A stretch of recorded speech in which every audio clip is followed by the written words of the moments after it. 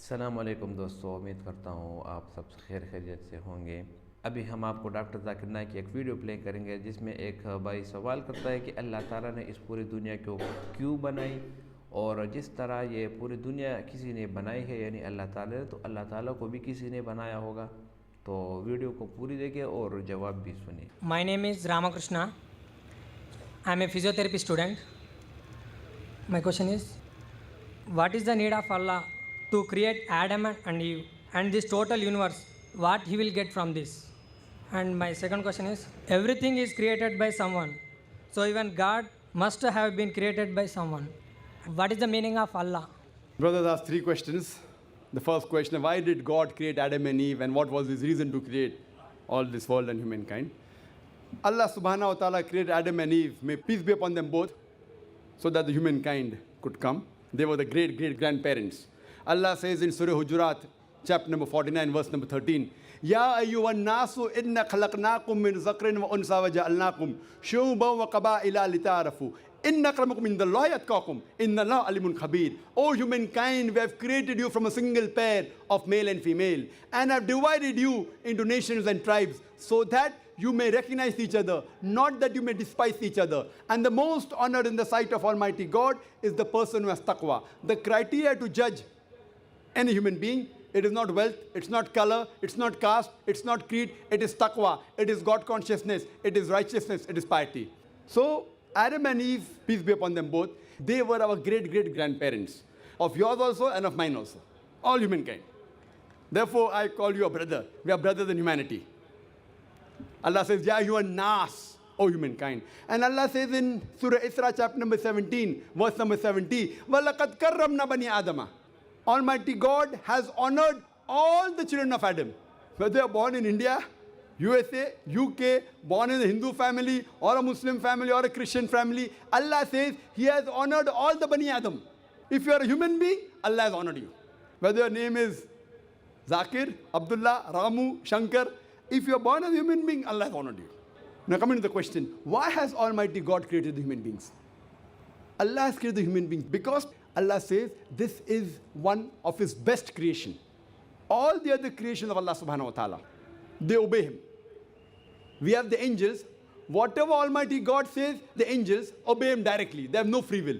The human being is the creation of Allah subhanahu wa ta'ala, which has a free will. We can either obey Him or disobey Him. So Allah has created such a creation. We are one of His best creation, in the best of forms. But we have a choice of either obeying God or disobeying God. If we obey God, we will go to Jannah, we will go to Swarg, we will go to heaven. If we disobey Him, we will go to hell, we will go to Nark. So this is a test for the hereafter. Allah says in Surah Mulk, chapter number 67, verse number 2, Allazi khalaqal mauta wal hayata. It is Allah who has created death and life to test which of you is good in deeds. So this life is a test for the hereafter. So Allah has created the human beings, and Allah says in Surah Dhariyat, chapter number 51, verse number 56, وَمَا خَلَقْتُ الْجِنَّ وَالْإِنسَ إِلَّا لِيَعْبُدُونَ. That we have created the jinn and the men not but to worship Him. So we are supposed to worship, obey the commandment of Allah subhanahu wa ta'ala. So this is a different creation of Allah subhanahu wa ta'ala, which has the free will of even going against Allah subhanahu wa ta'ala or obeying Him. All the other things, the stars, the trees, the mountains, the Quran says they do sajda to Allah subhanahu wa ta'ala, they prostrate to Him, they obey Him. We have a free will. Now when Allah has given a free will, with the free will if we obey Him, we become higher than the angels. With the free will if we disobey Him, we become the partners of the devil. So He's created us for the test for the hereafter. Coming to your second question. Everything has a creator. Who created? God. If anyone says everything has a creator, it is a wrong statement. Every created thing has a creator. The definition of God is He is uncreated. The moment you say who created God, He's not God. The definition of God is He is uncreated. Suppose a person comes and asks you that, brother, my friend John, he was admitted in the hospital. He gave birth to a child. Can you guess, was it a girl or a boy? Can you guess? Try it out. Guess. Can't guess. Why? Can you on the microphone? Can you guess, was it a girl or a boy? Huh? See, brother John, he was admitted in the hospital. He gave birth to a child. Was it a girl or a boy? Can you guess? A 50% chance? Girl or boy? People are laughing. Why? Can you guess? Can't guess. Why? Even if you guess, can you get the answer right? Achha, can you guess? I'll give you two chances. Was it a girl or a boy? Try it out. Girl. Brother, can a man give birth to a child? There you made a mistake. Same way you made a mistake by asking who created God. A man cannot give birth to a child. So where's the question of it being girl or a boy? See, now you understood. Now that's good, brother. So it was a man cannot give birth to a child. So where's the question of a girl or a boy? So when you're asking who created God, God by definition, Allah by definition is uncreated. The moment you say who created Allah, He's not Allah. وَلَمْ يَقُلْ لَهُ كُفُوًا أَحَدٌ. There's nothing like Him. Coming to your last part of the question. Who is Allah? Who is Allah? The best definition I can give you is quote to you Surah Ikhlas. Chapter number 112, verse number 1 to 4. It's mentioned in the Quran. Kul huwa Allahu ahad. Say He's Allah one and only. Allahu samad. Allah the absolute eternal. Lam yalid wa lam yulad. He begets not nor is he begotten. Walam yakul lahu kufuwan ahad. There's nothing like Him. This is a four-line definition of Allah subhanahu wa ta'ala. Any human being, any person says so-and-so candidate is God. If that candidate fits in this four-line definition, we Muslims have got no objection in accepting that candidate as God. Four-line definition. This is the litmus test for theology, for the study of God. First is, Qul huwallahu ahad. Say He's Allah one and only. Allahu samad. Allah the absolute eternal. Lam yalid wa lam yulad. He begets not nor is he begotten. Walam yakul lahu kufuwan ahad. There's nothing like Him. If you go to the Hindu scriptures, the same is mentioned in the Hindu scriptures. Kul huwallahu ahad is mentioned if you read Chandogya Upanishad, chapter number 6, section number 2, verse number 1. Ekkam evidityam. God is only one without a second. Second test. Allahu samad. Allah the absolute eternal. Bhagavad Gita, chapter number 10, verse number 3 says, I am known as the Lord of all the worlds, the unbegotten, the beginningless. Third test. Lam yalid wa lam yulad. He begets not nor is he begotten. It's mentioned in the Shvetasvatara Upanishad, chapter number 6, verse number 9. Nachasya kasij, janita na chadipa. Of Him there are no lords. He has got no parents. Almighty God has got no father. He has got no mother.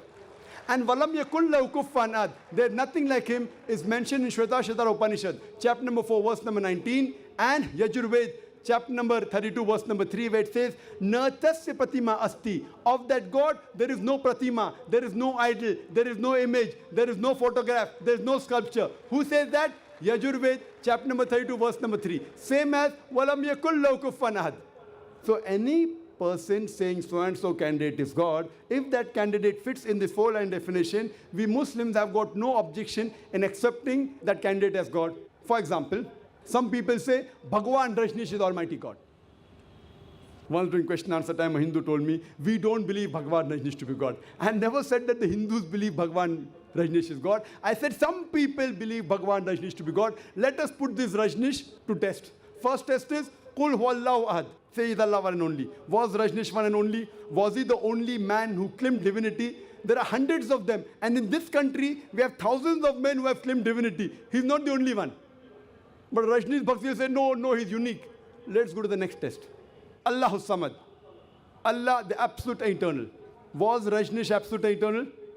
We know from his biography, from his autobiography, he was suffering from asthma, from diabetes, from chronic backache. Imagine Almighty God suffering from asthma, diabetes, chronic backache. Third test. Lam yalid wa lam yulad. He begets not nor is begotten. Bhagwan Rajneesh was born in Madhya Pradesh. He had a father and mother. In 1981, he goes to America, USA, and he takes thousands of Americans for a ride. In the state of Oregon, he starts his center and calls it as Rajneeshpuram, his village. Later on, the American government arrests him and put him behind bar. Rajneesh says, the American government slow poisoned me. Imagine Almighty God being slow poisoned. In 1985, the American government kicked him out of the country. He comes back to India in the same city, Pune, and he goes back to his center, which is now called as Osho Commune. And if you go to the Samadhi of Rajneesh, it is mentioned there on the Samadhi, Bhagwan Rajneesh, Osho, never born, never died, but visited the earth from the 11th of December 1931 to the 19th of January 1990.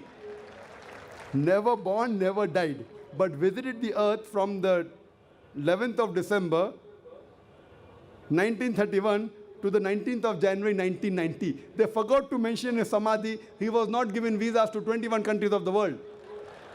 Almighty God coming in this world to visit the world and requires visas to go to different countries. And the Archbishop of Greece said, if you don't remove Rajneesh out of this country, we'll burn his house and the house of his disciples. And the last test, Walam yakul lahu kufuwan ahad, is so stringent that no one besides the true Almighty God can pass. The moment you can compare God to anything, he is not God. Walam yakul lahu kufuwan ahad. We know Rajneesh, like the human beings, had a beard, one nose, two eyes, 2 ears, 2 hands. The moment you can compare God to anything in this world, he is not God. Walam yakul lahu kufuwan ahad. If someone says Almighty God is 1,000 times stronger than Arnold Schwarzenegger. Might have heard the name of Arnold Schwarzenegger. Have you heard Arnold Schwarzenegger? The person who got the title Mr. World, Mr. Universe. The strongest man in the world, the strongest man in the universe. The moment you can compare God to anyone, whether it be Arnold Schwarzenegger, whether it be Dara Singh, whether it be King Kong, whether it be 1,000 times or 1,000,000 times. The moment you can compare God to anything in this world, he is not God. Walam yakul lahu kufuwan ahad. There is nothing like him. So this is a 4-line definition of Allah subhanahu wa ta'ala given in the Quran. Whichever God you are worshipping, brother, put that God to the test of Surah Ikhlas. If that God passes, that is the true God. Otherwise, it's a fake God. خوش آمدید دوستو, امید رکھتا ہوں آپ سب خیر خیریت سے ہوں گے. یہ بھائی سوال کرتا ہے کہ اللہ تعالیٰ نے آدم علیہ السلام اور حوا علیہ السلام کو کیوں بنایا, اور اس انسانوں کو کیوں بنایا, اور ان کا مقصد کیا ہے. تو جواب یہ ہے کہ اللہ تعالیٰ نے قرآن میں ارشاد فرمایا ہے, وَمَا خَلَقْتُ الْجِنَّ وَالْإِنسَ إِلَّا لِيَعْبُدُونَ. اللہ تعالیٰ فرماتے ہیں کہ میں نے انسان اور جنات کو اس لیے پیدا کیا تاکہ وہ ہماری عبادت کر سکے. تو اگر ہم عبادت کریں, اگر یہ پوری دنیا جتنے لوگ ہمیں نظر آ رہے ہیں اور جتنے زیادہ لوگ نظر آ رہے ہیں, اگر وہ سارے کے سارے مسلمان بن جائے, کوئی بھی ہندو نہ رہے, کوئی بھی غیر مذہبی نہ رہے, تمام مسلمان اللہ کی عبادت کرے, تو بھی اس سے اللہ تعالیٰ کو کوئی فائدہ نہیں ہوگا. اگر یہ سارے کے سارے کافر بن جائے, یہ سارے کے سارے مرتد ہو جائے, مسلمان کوئی بھی نہ رہے, تب بھی اللہ تعالیٰ کو کوئی فائدہ اور نقصان نہیں دے سکتا. نہیں, بلکہ اللہ تعالیٰ نے جو یہ پوری مخلوق بنائی ہے, جو کہ اس میں سے کچھ مسلمان ہے, کچھ ہندو ہے, کچھ غیر مذہبی ہے, تو یہ سب اللہ تعالیٰ ان مسلمانوں سے ٹیسٹ لے رہے, آزمائش لے رہے کہ ان میں سے کون ہماری تابعداری کرتا ہے اور کون نہیں کرتا. اسی طرح اللہ تعالیٰ قرآن میں فرماتے ہیں, الذی خلق الموت والحیات لیبلوکم ایکم احسن عملا, تاکہ جانچا جائے کہ ان میں سے بہترین عمل کرنے والا کون ہے. تو اگر ہم یہ سوچتے ہیں کہ ہم جو عبادت کرتے ہیں اللہ تعالیٰ کی, اس سے اللہ تعالیٰ کو کوئی فائدہ پہنچتا ہے, تو یہ بالکل غلط بات ہے. اللہ تعالیٰ ہر ایک چیز سے پاک ہے, اس کو کسی کی ضرورت نہیں, نہ ہی وہ کسی کا محتاج ہے, بلکہ اللہ تعالیٰ خود اللہ تعالیٰ جو چاہتے ہیں کن فیکون, بس وہ ہو جاتے ہیں. تو اللہ تعالیٰ نے جو یہ پوری کائنات بنائی ہے, یہ انسانوں کے فائدے کے لیے بنائی ہے. سورج کو آپ دیکھیں, یہ انسانوں کے فائدے کے لیے ہے, ہمارے فائدے کے لیے. اگر یہ سورج نہ ہوتا تو زمین سے یہ فصلیں نہ اگتی, اگر نہ اگتی تو انسانوں کا خوراک ختم ہو جاتا. اسی طرح اگر آپ پہاڑ دیکھیں تو یہ بھی ہمارے فائدے کے لیے ہے. قرآن میں ذکر ہے, والجبال اوتادا, پہاڑوں کی مثل کیل کی طرح ہے. یہ زمین جب اللہ تعالیٰ نے بنائی تو یہ ہل رہی تھی, تو ان پہاڑوں کو اللہ تعالیٰ نے کاٹ دی, تو یہ زمین اپنی جگہ پر برابر ہو گئے. تو بھائیو دوستو, کہنے کا مطلب یہ کہ اللہ تعالیٰ نے جو یہ زمین بنائی, آسمان بنائی, یہ انسان بنائی, یہ صرف اور صرف اپنی عبادت کے لیے پیدا کیے. لیکن یہ بات آپ ذہن میں یاد رکھیں کہ اللہ تعالیٰ نے صرف جو ہے نا, یہ ہمارے جو عبادت کے لیے بنائی, ہماری اس عبادت کی اللہ تعالیٰ کو کوئی ضرورت نہیں, بلکہ اللہ تعالیٰ صرف یہ دیکھنا چاہ رہے ہیں کہ ان میں سے کون میری بات مانتا ہے اور کون نہیں مانتا. اللہ تعالیٰ واحد لا شریک ذات ہے, اس کو کسی چیز کی بھی ضرورت نہیں. دوسری بات کہ اللہ تعالیٰ کو کس نے پیدا کیا, جواب یہ کہ اللہ تعالیٰ ہمیشہ سے ہے اور ہمیشہ رہے گا, اس کو پیدا کرنے والا کوئی نہیں. اس کا جواب بھی قرآن میں اللہ تعالیٰ نے دیا ہے, قل هو اللہ احد اللہ الصمد لم یلد ولم یولد ولم یکن لہ کفوا احد. تو کہنے کا مطلب یہ ہے کہ اگر آپ اس پوری کائنات میں سوچ اور فکر کریں، تدبر کریں، تو آپ کو اللہ تعالیٰ کی قدرت کی نشانیاں آ جائے گی۔ اب دیکھو وہی سورج، وہی آسمان، وہی زمین، لیکن اس طرح زمانہ بدلتا رہتا ہے کہ کبھی رات چھوٹی ہو جاتی ہے اور کبھی دن بڑا ہو جاتا ہے، کبھی دن مختصر ہو جاتا ہے اور شام جو ہے نا وہ بہت زیادہ بڑا ہو جاتا ہے، اور سب کچھ ہمارے سامنے ہو رہا ہے لیکن پھر بھی ہمیں محسوس نہیں ہو رہا ہے کہ یہ کس طرح ہو جاتا ہے۔ تو یہ ایک نظام چلانے والا اور یہ کام کرنے والا بھی کوئی ہے، اور وہ ہے اللہ تعالیٰ کی ذات۔ اس لیے اللہ تعالیٰ فرماتے ہیں یولج اللیل فی النہار ویولج النہار فی اللیل وسخر الشمس والقمر۔ پورا نظام شمسی اپنے اپنے مدار میں چل رہے ہیں، تو یہ سب اللہ تعالیٰ کے کرم ہے اور احسانات ہے۔ تو میرے بھائیو دوستو، اللہ تعالیٰ کو کسی چیز کی بھی ضرورت نہیں، اللہ تعالیٰ صرف انسانوں کو آزماتے ہیں کہ انسان دنیا میں جا کر وہ میری بندگی کرتے ہیں یا نہیں کرتے۔ اگر کوئی بندگی کرتا ہے تو وہ کامیابی پائے گا، اور جو نہیں کرتا تو وہ دنیا میں بھی ناکام ہوں گے اور آخرت میں بھی ناکام ہوں گے۔ اور یہ سب ہم نے اپنی آنکھوں سے دیکھے ہیں، اور ہم نے قرآن میں بھی پڑھے ہے کہ فرعون کو آپ لے لو، کتنا مالدار تھا، اس کے پاس مال و دولت کی کمی نہیں تھی، بادشاہت اس کو مل گئی تھی، 400 سالوں میں اس کے سر کے اوپر درد نہیں آیا، لیکن اللہ تعالیٰ کی فرمانبرداری نہیں کی تو اللہ تعالیٰ نے دنیا میں بھی ذلیل کر دیا، دنیا میں بھی تباہ ہو گیا، اور آخرت میں بھی ان سے ہلاکت کا وعدہ کیا ہوا ہے۔ اس کی جسم، اس کے نعش ابھی بھی مصر میں پڑی ہے عبرت کے لیے، کہ دنیا اس سے عبرت حاصل کرے کہ جو خدائی کا دعویٰ کرتا تھا آج وہ کس حال میں پڑا ہے۔ تو کہنے ویڈیو کا مقصد یہی ہے کہ ہمارے دنیا میں آنے کا مقصد اللہ تعالیٰ کی عبادت کرنا اور اس کی احکامات کو پورا کرنا ہے۔ امید کرتا ہوں ویڈیو آپ کو پسند آئی ہوگی۔ اگر ویڈیو آپ کو پسند آئے اس چینل کو سبسکرائب کریں۔ بہت شکریہ۔